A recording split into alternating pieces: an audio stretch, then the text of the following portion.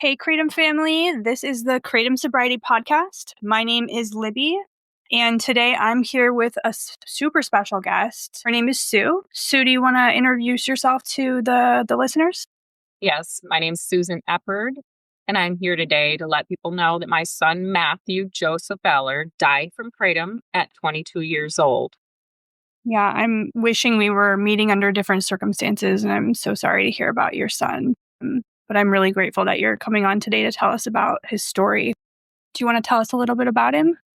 Yes, Matthew was the youngest of my 6 children. He was just so full of energy from a small child. He was strong-willed with the hugest heart, and everything he did, he put his all into. He loved sports, football, basketball, soccer, and he would just almost single-handedly score points for the team, almost just the fastest runner. When he walked into any room, he would just light up the room and people would gravitate towards him. He was tall and just had a strong presence and just the best kind of friend and the best son. Any of his friends, he would do anything for them. And he had a girlfriend who he loved with his whole heart and was planning a future with. And she had to watch him die right there on his kitchen floor. It was November 10th of 2021. His girlfriend called me. I was out to dinner about 25 minutes away from there. And she said Matthew had a seizure and went into cardiac arrest, and the paramedics were working on him.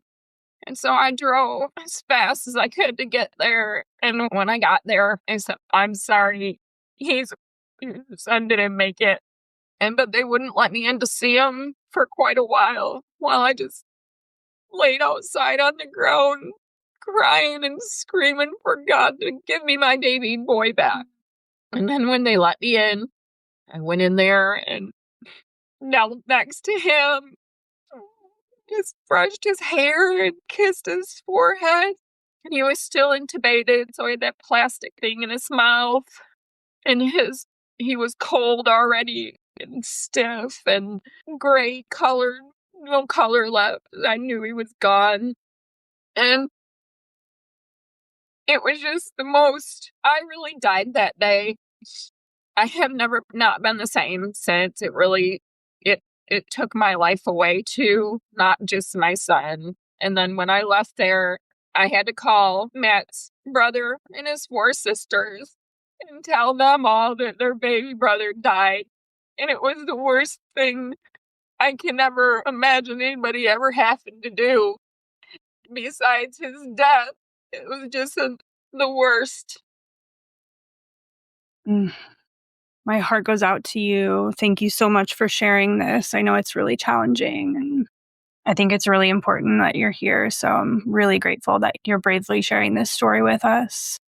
Do you know how long he'd been using Kratom? He was using it over a year. I'm sure of that. When he was living with me, and he didn't tell me he was using Kratom, and I didn't even know what it was anyway. When he moved out, there was empty packets of Kratom. So I looked it up, and everything was saying it's like coffee, it's safe, it can cure pretty much everything. So there wasn't at that time no negative things about Kratom that I could find. And so I just let it go and threw away the empty packs of Kratom. He just thought it was a safe energy thing. And so I did talk to him about it. And I said, I don't know, you're spending a lot of money on it. It seemed to be a problem just for that fact. And then further on, he started, his hands were shaking. Further on, started alienating himself from his friends and family. When he wasn't taking Kratom, his hands would shake. He was emaciated, getting very skinny. He wouldn't eat anything.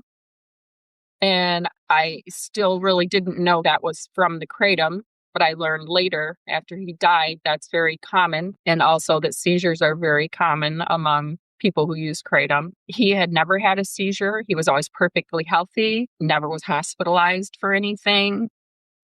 And there wasn't any reason he should have died. He should have lived out a long life. He should have had children. He should have had grandchildren.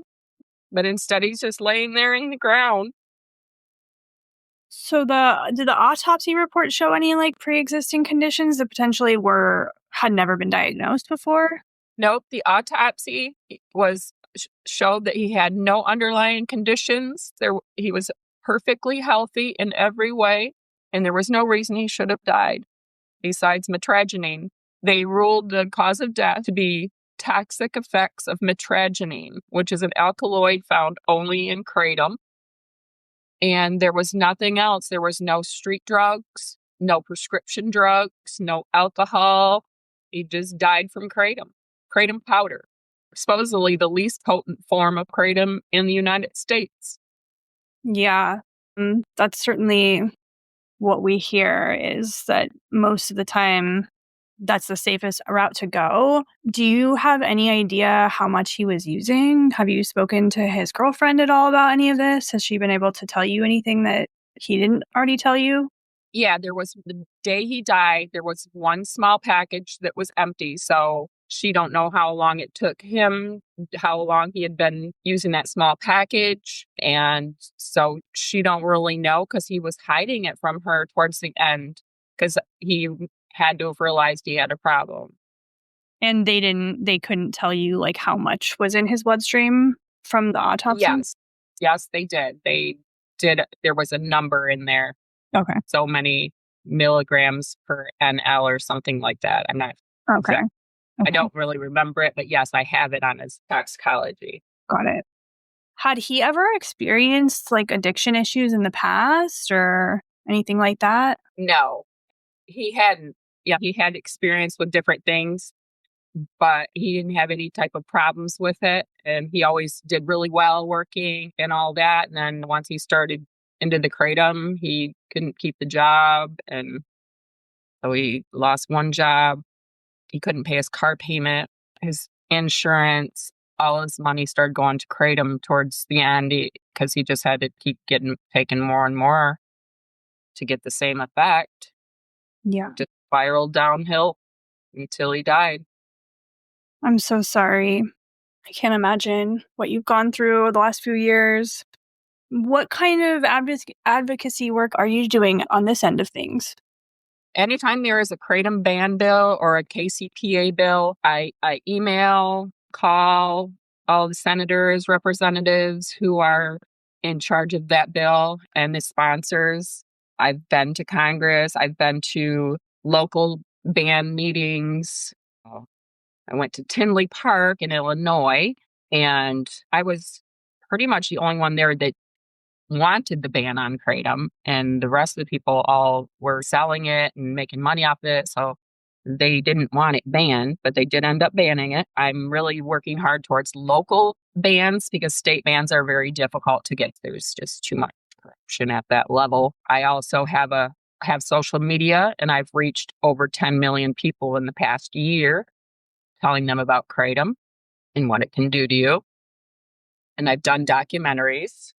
What documentaries have you done? There's one I did for National Geographic, which I don't believe it came out yet because I haven't seen it. And for Tampa Bay Times, another one. It was done out in LA with Patty Wheeler. Her son died from kratom. Patty Wheeler actually did do an interview with you, Oh, okay. and she's the one that set up the documentary. Got it. Okay. At what point in going after legislation and things like that, showing up at the state level, have you been interacting with advocates for kratom? Have you had any face-to-face interactions with people who oppose what you're trying to have done?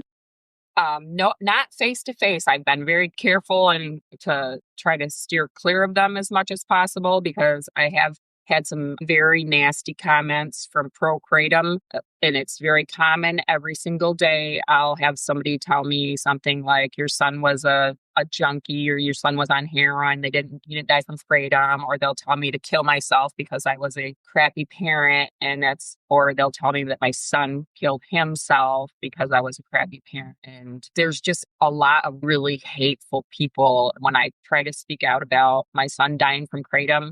There's a lot of resistance. People don't want to hear that, either because they're selling it or because they're addicted to it and they don't want to lose their drug, Mm. kratom. It's been really bad, and I can understand why a lot of people don't advocate because when people tell you things like, your son, they run him down into the dirt and they talk ill of someone who passed away and it's your loved one. At first, yes, it bothered me a lot. And to now I have a thick skin and I just expect Kratom addicts and dealers to treat me like garbage. And I'll just go through and delete them. Tens of thousands of messages, comments on my TikTok. I have a TikTok called Kratom Dangers. And with just millions of views, there's going to be a lot of hateful people coming at me. Yeah, I call those keyboard warriors. They are out there, just have lots of courage through the screen to say what they want to say, but it's often hateful and awful. So I'm really sorry that's coming out at you. Has the harassment gone beyond the comment sections, like into the inbox or anything like that? Yes. Yeah. I think they feel like they can really get much nastier that way because then there's not people to come back at them. So, yeah, those are some of the worst ones. But I generally just block them and move on with my day. Have you had any positive discourse between Kratom advocates? Generally, no. I've had a few say that they were sorry about my son, and then go on to say why their drug is a miracle. Mm. So I guess that could be at least not horribly negative or anything, but then I let them know that where I'm talking about my son who passed away from Kratom is not a place for them to advertise their gas station drug. Switching gears here a little bit, do you want to talk about how you think the FDA is handling the topic of Kratom? I do believe they did try, obviously, in 2016 to ban Kratom, but they were fought back with the American Kratom Association, who was funded by a man, I don't remember his first name, Guthrie. He was the one that originally funded the American Kratom Association. And with that amount of pushback, with millions of dollars, the FDA backed down somewhat, but they also did do a import alert authority on it, or import alert. So it is banned from entering into the country. So the FDA did do that much. But once it's here, they can sell it in pretty much any state other than where it's banned. So the FDA, they're really not pushing on it because they're funding studies for it to become a pharmaceutical. And I feel like they're content with just sitting back and using our loved ones as lab rats for their Kratom experiment, because not enough people have died yet for it to really catch the eye of the right people.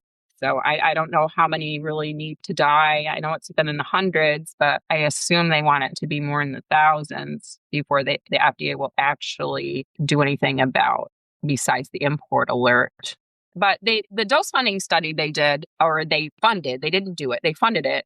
And from what people tell me on social media is so many people are doing much larger doses than the very top dose that they gave in that study. And also, that study was a short-term study, not showing at all any type of long-term effects, or people may have not even had a chance to become addicted to it at that point. Yeah, I think that's seriously overlooked. I know that the long-term effects, it takes such a toll on the body very quickly, the higher the dose goes. So can really affect like liver, kidneys, all the things. How do you feel about regulation versus banning it?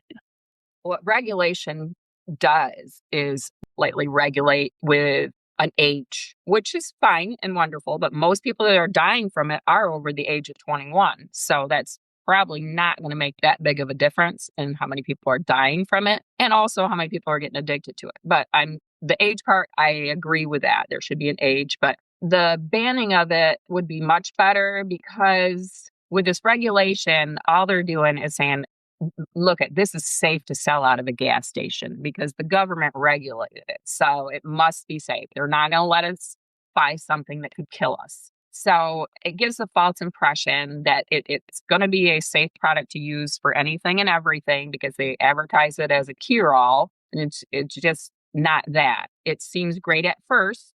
People, the euphoria, it helps numb their mind, just like any other drug like heroin or other opiates. It works great at first, but then with time, you need more and more to get the same effect until you're addicted to it. And then you can't get off of it. And then what you used it for, like anxiety, now is even worse than ever before. And it's just a vicious circle. And a lot of people find that Kratom ain't even enough. So it becomes a revolving door back into drug abuse again. Many people use it to get off hard drugs, and it doesn't ever work really, because you're just addicted to another drug.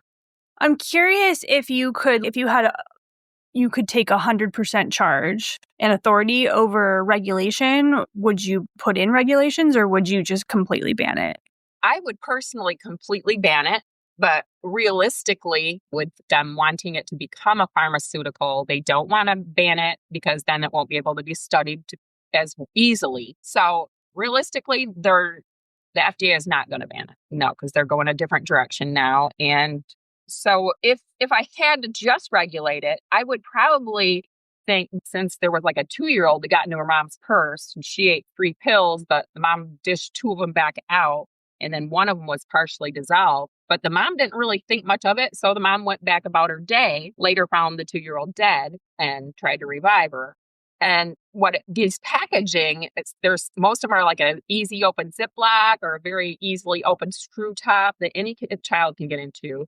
And they're making them with bright, colorful packaging. One of them, it's got bright pink and green packaging with taffy candies that are kratom. And the other one's got these gummies that are all brightly colored in an easy open container, and also chocolate candy bars. What kid's not going to want that? And them are the American Kratom Association's, their very own kratom dealers, where they got them on their website. And so they take no responsibility. They have a disclaimer. They take no responsibility whatsoever for any of these kratom dealers, but yet they put them on their website.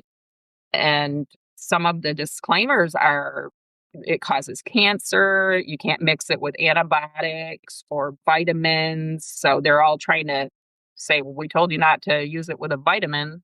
And regulation is dangerous, because even the American Kratom Association, they have over 40 kratom dealers on their website. At least 5 that I'm aware of are in kratom wrongful death lawsuits. That should be a red flag for people. But regulation just wouldn't work. But if that's all they can do to protect people, if it's a minimal amount, then let's put some child safety caps on the products and some warnings saying you could die from this. Instead of the American Kratom Association with their very light regulation, there has been different states try to put more regulation on it rather than the little CPA regulation. And then the American Kratom Association fights back and says, nope, that's too much regulation. We can't do that. Kratom dealers can't make money if you regulate them to that point, and they'll just put them out of business. So it becomes let's just lightly regulate, and seriously isn't saving too many lives. I personally know of 2 people who died in Georgia from kratom. I don't know them personally, but I've met their loved ones. But they died in Georgia after the KCPA was passed. So it didn't save their lives. Yeah, it's tough when we're talking about my ideal world situation for regulation would include lab testing, like getting doses so that they're all the same, dose suggestions on each packaging. And because a lot of these dealers, and like we're calling them dealers, but like these companies that are creating these products, we don't even know if they're doing it out of their backyard, their basement, their garage. Do they have any kind of corporate headquarters? It's the Wild West. And that's where I'm like, where's the regulation at? We're not even making sure that these are clean products. They're not lab tested.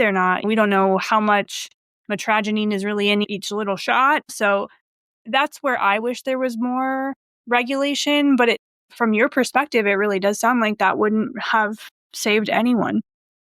Yeah, probably very few. Because just like alcohol, how a kid under 21 is going to get it if they wanted it anyways. That light regulation really is it's dangerous. It's legitimizing a very dangerous opiate-like drug. And I say kratom dealer because a lot of the people in legislative sessions call it that. They call them, say they are dealers. And so it's a drug and they're dealing it. So I think that one of the problems that we run into quite often and hear about all the time, and I'm not sure if your son falls into this category or not, but that the way that it's marketed and presented is as a botanical elixir, and a lot of people have no idea what they're getting into, and they find themselves consuming it every day, and then they're finding out months later, weeks later, that they can't stop without experiencing terrible symptoms. And they had no idea that what they were consuming was addictive in the first place. And I'm wondering if your son falls into that category. But that is another reason why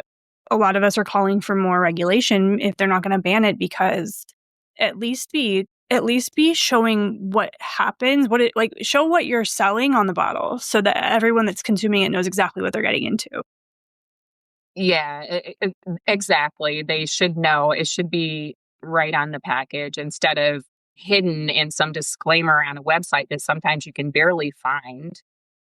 Another point I would like to make is that in many places, kratom is not routinely tested for post-mortem. And my son, I had to actually request that they test him for kratom because they don't test it generally when people die from it. At least back then they didn't. I heard sometimes they do now, but still, the fact that people hide it from their family and loved ones, they don't necessarily know that they're using it. So they wouldn't know to test for it. And I've had quite a few people on my social media say, oh, yeah, they think after seeing how my son died with a seizure and cardiac arrest, they said that their loved one was using only kratom and they died, but they never tested for it because it didn't occur to them until they saw my social media. And you specifically requested a test for mitragynine, or you requested a toxicology report? I requested that they test for kratom because I was told that they don't routinely test for it. Did they test for everything else as well?